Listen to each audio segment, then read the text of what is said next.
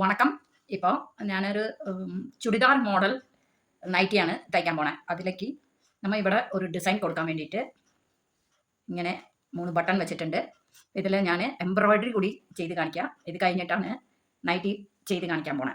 ഇപ്പോൾ ഇതിൽ കണ്ടില്ലേ, ഈ ഹോള് ഇവിടെ നിന്ന് നമ്മൾ നോർമൽ എടുത്തിട്ട് ഇങ്ങടും ഈ നടുക്ക് ഇവിടെയൊക്കെ ആയിട്ടാണ് 3 വട്ടം ഇങ്ങനെ ചെയ്തിരിക്കണേ.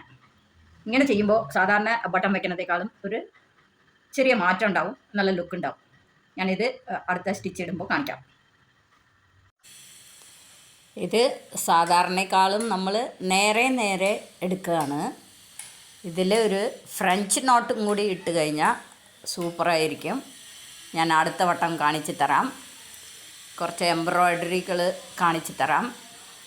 പിന്നെ ഇങ്ങനെ ഡിഫറെൻറ്റ് ചെയ്യുക, ബട്ടൺ ഹോൾ ചെയ്യുക, ഇങ്ങനെ ഞാൻ കുറേ കാര്യങ്ങൾ പഠിപ്പിച്ച് തരാം. എംബ്രോയ്ഡറികൾ ഓക്കെ, നല്ല ലുക്കാണ്. ബട്ടൺ മാത്രം സൂപ്പറായി വരും. ഇപ്പോൾ ഇത് ലേസി ഡേസി ഡോട്ട്, ഇത് നമ്മൾ കളർഫുള്ളായിട്ട് ചെയ്യാം. ഡിഫറെൻ്റായിരിക്കും. ഇത് ഈസിയാണ് നമുക്ക്. ഞാനതിൽ 1/4 ഇഞ്ച് വ്യത്യാസത്തിൽ ഓരോ ഡോട്ട് ഇട്ട് വച്ചിരിക്കുക.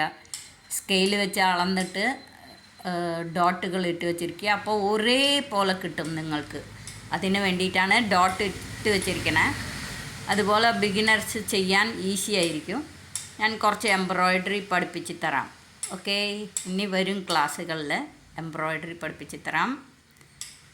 ഈ സിമ്പിൾ നമ്മൾ ബ്ലൗസിൽ അങ്ങനെയൊക്കെ. ഓക്കെ,